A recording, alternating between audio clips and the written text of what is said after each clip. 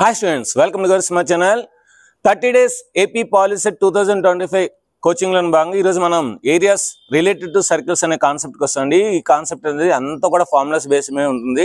అసలు ఫార్ములాస్ ఎలా వచ్చాయి, దాన్ని ఏ విధంగా మనం గుర్తుపెట్టుకోవాలి, దాన్ని ఏ విధంగా మనం ఈజీగా చేయాలి, సో అదే విధంగా ఈ లెసన్ లో షార్ట్ కట్స్ ఏంటి అన్ని కూడా ఈ వీడియోలో చూద్దాం. వీడియోని మరి ఖచ్చితంగా లైక్ చేయండి. So areas related to circles. Circle అంటే ఏం చెప్పుకున్నాం మనం? Set of infinite number of points in a plane which are fixed distance from the fixed point is called circle అని చెప్పుకున్నాం. ఓకేనా? సో అయితే ఇప్పుడు మనకి ఈ total circumference of the circle, దాన్నే పెరిమీటర్ అని కూడా అనొచ్చు. So circumference of the circle వస్తుంది, ఎలా వస్తుంది? The length of the circle. ఇలాంటి ఒక 4-5 సర్కిల్ తీసుకున్నాం అనుకోండి. సో ప్రతి సర్కంఫరెన్స్ ని దాని యొక్క డయామీటర్ తో డివైడ్ చేశాను అనుకోండి, నాకు పై అని ఒక కాన్స్టెంట్ వస్తుందన్నమాట. అంటే 3.14, 3.146, 3.149, 3.142, 3.143 ఇలాగా 3.14 అనేది కామన్గా వస్తుంది. మిగతాది ఏవో చిన్న మారుతాయి. అంటే ఏంటి? పై అనేది ఒక ఫిక్స్డ్ వాల్యూ వస్తుందన్నమాట. అంటే సర్కంఫరెన్స్ ఈజ్ నథింగ్ బట్ ఈ డి నడిచి తీసుకెళ్తే పై డి అవుతుంది. So C is equal to pi into D అంటే ఏంటి రాయొచ్చు మనం? 2r రాయొచ్చు. 2 into twice of the radius అని రాయొచ్చు. అంటే 2πr. అంటే రేడియస్ ఇస్తే మనం 2πr రాయాలి, డయామీటర్ ఇస్తే పై ఇంటూ డి రాయాలి. This is called circumference of the circle. మరి ఏరియాలో వస్తుంది సార్ అంటే దీన్ని నేను చిన్న ముక్కలుగా అన్ని చేశాను అనుకోండి. సో ఒక రెక్టాంగిల్ షేప్ లో మనం ఏర్పరచచ్చు.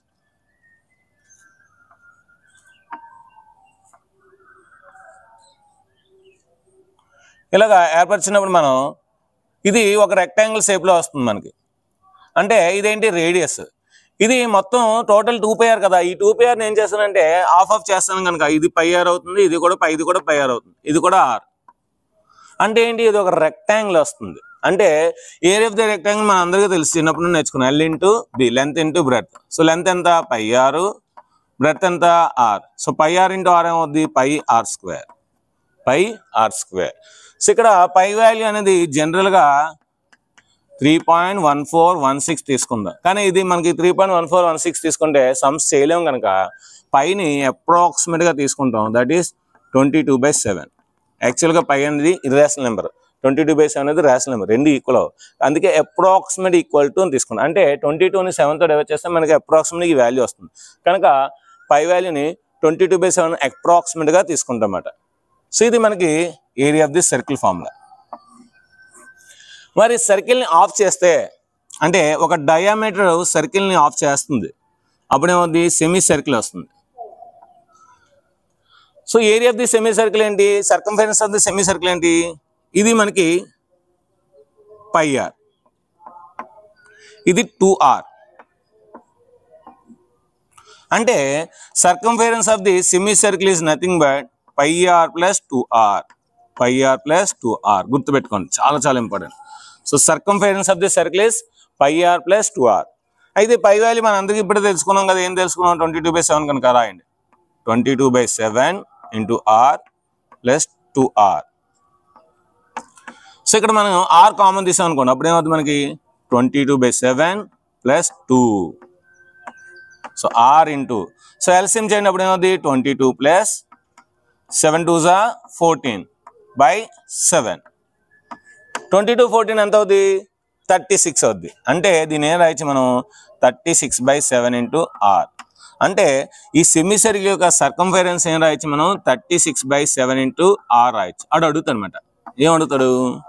మన పాలిసెట్లో ఏం అడుగుతాడు, లేదంటే ఏపీఆర్జీస్లో ఏం అడుగుతాడు?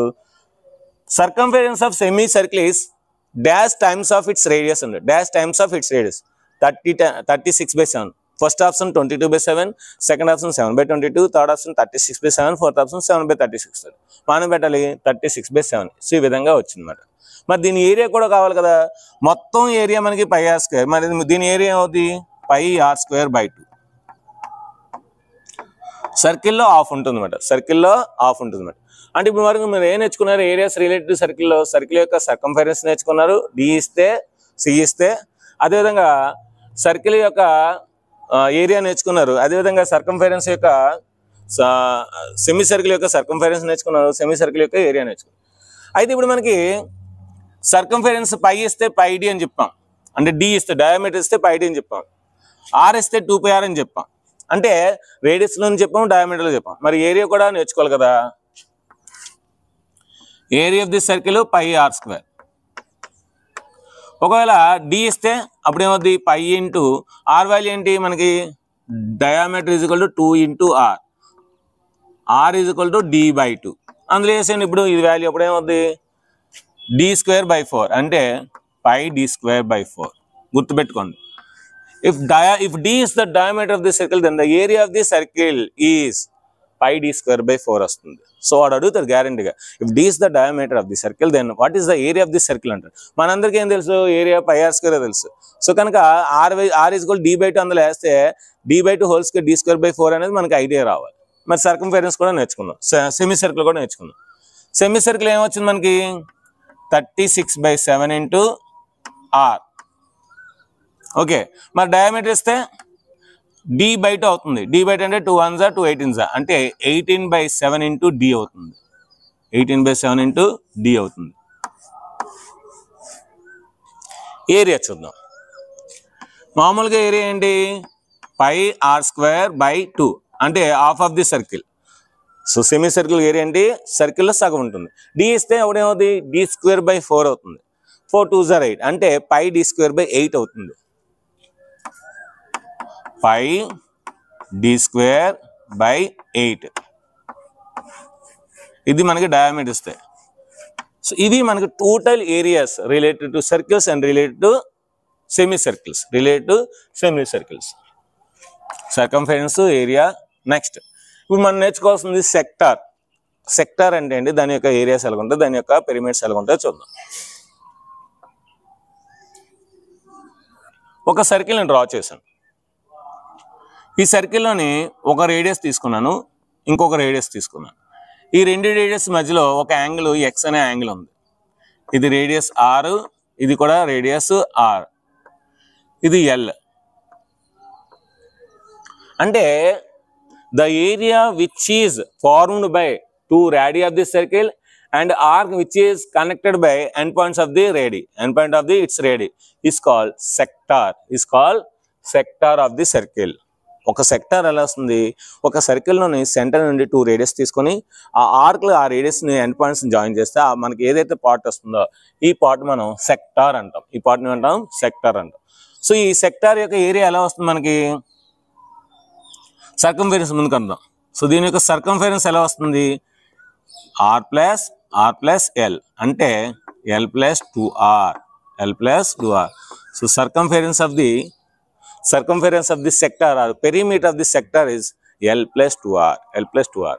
మరి ఏరియా ఎలా వస్తుంది, మొత్తం ఏరియాలో మనకి ఈ పార్ట్ ఏరియా చాలు. అంటే ఇది మొత్తం 360 degrees కనుక 360 degreesలోని మనకి ఎక్స్ పార్ట్ కావాలి. అంటే ఈ యాంగిల్ చాలు.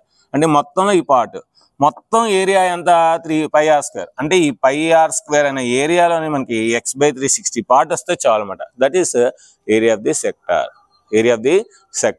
అంటే మొత్తం ఏరియా πr² అయితే అందులో మనకి x/360 పార్ట్ చాలు అనమాట. అంటే 30 అయితే 30, 20 అయితే 20, ఎంత యాంగిల్ అయితే అంత యాంగిల్.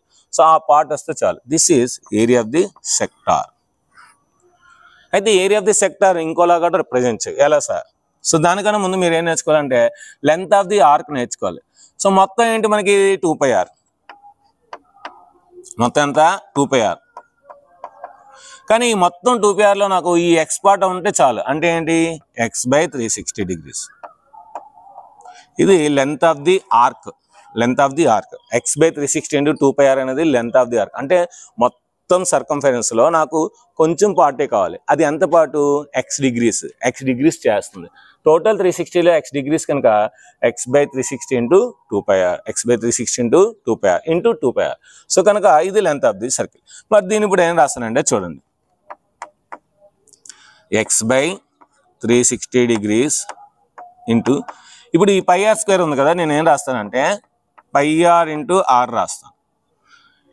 ఇప్పుడు నేను దీన్ని 2తో మల్టిప్లై చేసి ఇక్కడ 2తో డివైడ్ చేస్తాను. కానీ ఇప్పుడు దీన్ని అంతటి నేను రాయచ్చు, నేను L రాయచ్చు. ఎందుకంటే L = x/360 into 2πr కనుక. So A = LR/2. అంటే మనకి length of the arc radius ఇచ్చినప్పుడు సెక్టార్ ఏరియా ఏమవుద్ది LR/2 అవుతుంది, LR/2. సో మీకు ఎక్కడ కూడా ఏ యూట్యూబ్ ఛానల్ కూడా మీకు దొరకండి. సో మొత్తం ఈచ్ అండ్ ఎవ్రీథింగ్ మీకు ఎక్స్ప్లెయిన్ చేస్తున్నాను. ఎందుకంటే ఎగ్జామ్ ఓరియంటెడ్లో వాడు ఏది ఇచ్చినా సరే మనం రాసే విధంగా ఉండాలన్నమాట. వాడు ఏమి ఇచ్చినా సరే రాసే విధంగా ఉండాలి. So LR/2. సో ఇదేంటి x/360 2πr. So area of the sector రెండు ఫార్ములా, ఒకటి x/360 × πr², ఇంకోటి LR/2.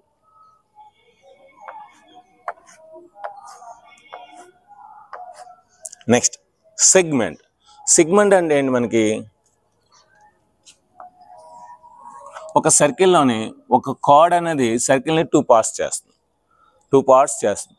సో ప్రతి పార్ట్ని సెగ్మెంట్ అంటాం, సెగ్మెంట్ అంటాం. సో దాని ఏరియా కూడా కావాలి. సో ఏంటి సెగ్మెంట్ ఏరియా?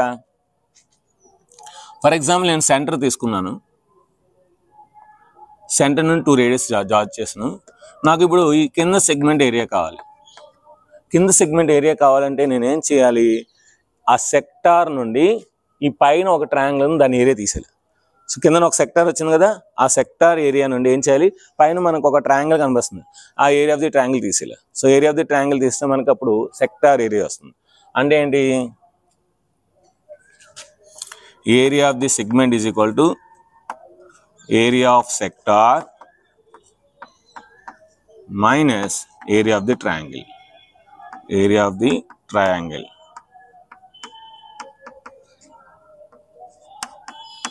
సో ఈ విధంగా చేస్తున్నట్లయితే మనకి దీని యొక్క ఏరియా వస్తుంది, సెక్టార్ యొక్క ఏరియా వస్తుంది అన్నమాట.